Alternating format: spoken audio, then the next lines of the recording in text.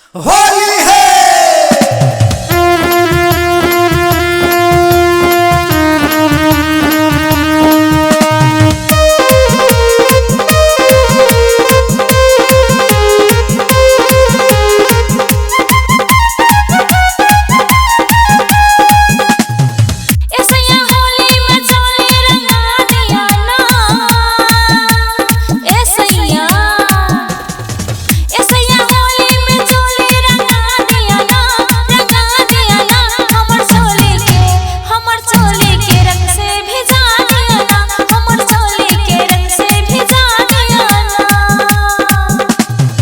ए रानी किया परेशान करे छिए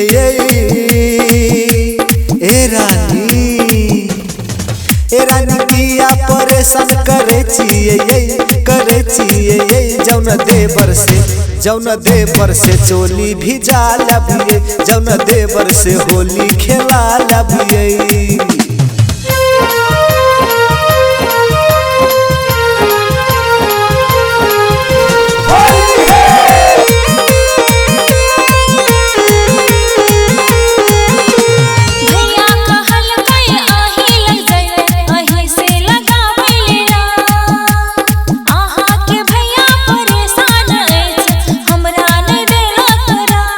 भैया के कथी भेले भोजी से सो होली के दिन में ये की कहब अहाँ के भैया त हमरा रंगे न दैया ये ई बात भैया ठीक के कहे छ भोजी देवर लग जो भैया ठीक के कहे छ भोजी देवर लग जो एक साल में आबै छे होली अपन चोली भी जो जोगीरा सारा रा जोगीरा सारा रा।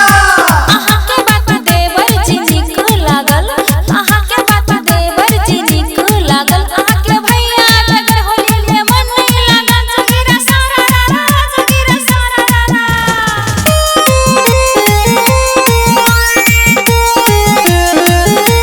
भैया कहल कई आही लग जाए आही से लगावेली रा अहाँ के भैया परेशान अछि हमरा ने देलक रा ए देवर होली में चोली रंगा दिया ना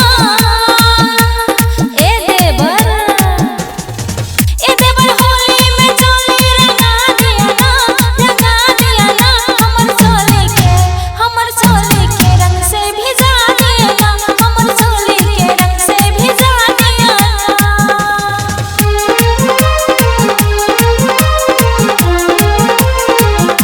सारा रा रा रा रा रा रा रा रा रा रा जोगीरा सारा रा रा जोगीरा सारा रा रा। वाह भाई वाह खिलाड़ी वाह भाई वाह खिलाड़ी वाह। भैया तरपै छे होली में घर के भीतर भैया तरपै छे होली में घर के भीतर भोजी रंग लगाबै छे होली में चोली के भीतर जोगीरा सारा रा रा जोगीरा सारा रा रा। देवर मारे से हमरा आगा से पिचकारी देवर मारे से हमरा आगा से पिचकारी छोड़ देलिए हम अपन सैया के पछाड़ी जोगीरा सारा रा जोगीरा सारा रा देवर जी सारा रा लोटा में घोरबै या बाल्टी में घोरबै लोटा में घोरबै या बाल्टी में घोरबै देवर जी अहाँ के पाछा नहीं छोड़बै सारा रा जोगीरा सारा रा देवर जी सारा रा।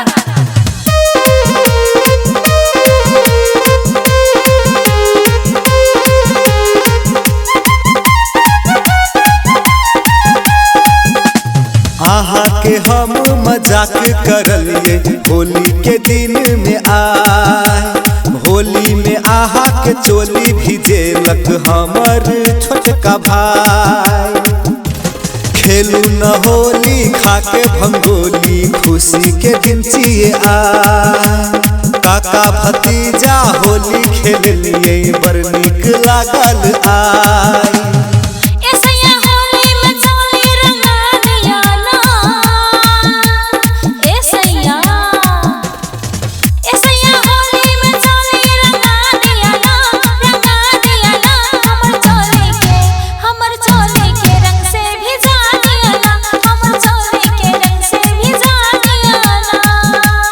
आरो बाप रे बाप बा अहाँ ओते होली खेले लिए तबो ने मन भरल।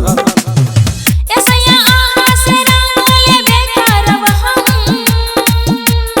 ऐसैया आहा से रंग लेबे करब हम, ऐसैया आहा से होली खेलेबे करब हम, ऐसैया आहा से होली खेलेबे करब हम। यो साँझ पड़ गया, चलू न घर, आनो साल होली खेलब। हेरो भाई हम भौजी के घर ल जाय छु, जो तोरो के जो भैया हो